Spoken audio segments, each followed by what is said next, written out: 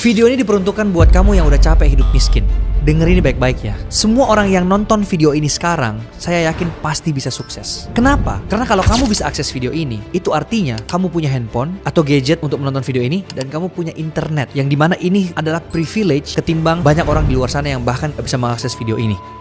Makanya beda cerita nih, kalau misalnya orang-orang di luar sana yang bahkan gak bisa mengakses video ini, itu memang agak sulit lah ya, butuh proses yang lebih panjang lagi ketimbang kalian-kalian yang menonton video ini. Untuk itu di video kali ini, aku akan bagi ke dalam 3 hal yang kamu harus lakukan biar hidupmu tuh gak gitu-gitu aja, dan kamu bisa lebih baik lagi, bahkan bisa sukses jauh-jauh dibandingkan dengan dirimu yang dulu. Tapi sebelum kita masuk ke 3 hal ini, saya ingin buka dengan sebuah cerita. Di Amerika, ada seorang wanita yang terlahir autis, dan dia dari umur 2 tahun, itu setiap hari hidupnya itu di rumah sakit. Dia jadinya gak bisa berinteraksi dengan manusia yang lain, karena ya setiap hari di rumah sakit dan diobatin oleh dokter. Sampai bahkan dokternya sendiri pun itu ngomong kalau wanita ini udah gak mungkin bisa sukses di hidupnya. Dan by the way ini kisah real ya. Nah tapi seiring dengan berjalannya waktu, walaupun dia punya kekurangan dan sulit untuk berinteraksi dengan manusia, tapi ternyata entah bagaimana dari kekurangan itu, dia jadi bisa berinteraksi dengan hewan dengan sangat baik. Yang membuat akhirnya dia sekarang itu menjadi peneliti kepribadian hewan yang sangat sukses di Amerika. Kalian bisa bayangkan gak sih? Dari orang yang punya begitu banyak keterbatasan juga bisa sukses kok di hidupnya. Masa sih kalian yang sekarang mungkin menonton video ini masih sehat, masih punya lingkungan yang mendukung dan bisa mengakses informasi seperti ini, masa sih kalian kalah dengan orang-orang yang punya banyak keterbatasan tapi bisa sukses di hidupnya? Nah untuk itu yang pertama, kamu harus berani untuk challenge dirimu ke hal-hal yang melebihi kapasitas manusiamu. Tapi bukan berarti kamu juga ngasih target ke dirimu yang segitu besarnya, sebegitu tingginya, yang memang hal ini mustahil untuk kamu capai dalam waktu yang singkat gitu loh. Misalnya kamu tahu bahwa kamu mampu untuk mendapatkan uang 50 juta rupiah dalam setahun. Realistisnya seperti itu. Nah kamu coba challenge dirimu untuk dapatkan 70 juta atau 100 juta dalam setahun. Kenapa? Karena kalau misalnya kamu tahu kamu bisa dapat 50 juta dan kamu gak men-challenge dirimu dapat 100 juta, ujung-ujungnya kamu akan nyantai. Hidupmu akan ya udah ngalir aja, toh juga aku bisa dapat 50 juta. Tapi begitu kamu challenge dirimu melebihi apa yang kamu bisa, maka kamu akan juga melakukan effort-effort tambahan yang pada akhirnya di akhir tahun nanti kamu bisa melihat, wah ternyata aku bisa kok mencapai titik di atas perkiraanku. Nah itu yang pertama tuh. Aku pun juga melakukan hal yang sama. Jadi setiap tahun aku udah nulis tuh resolusiku tuh. Tapi yang aku tulis ini bukan sesuatu yang pasti aku bisa capai. Aku lebih-lebihkan. Aku pengennya misalnya uangnya sekian, aku tambahin tuh 2 kali lipat, 3 kali lipat. Yang menurutku itu agak mustahil untuk aku capai. Tapi gara-gara itu aku bekerja keras lebih daripada yang seharusnya. Yang kedua, jangan punya plan B.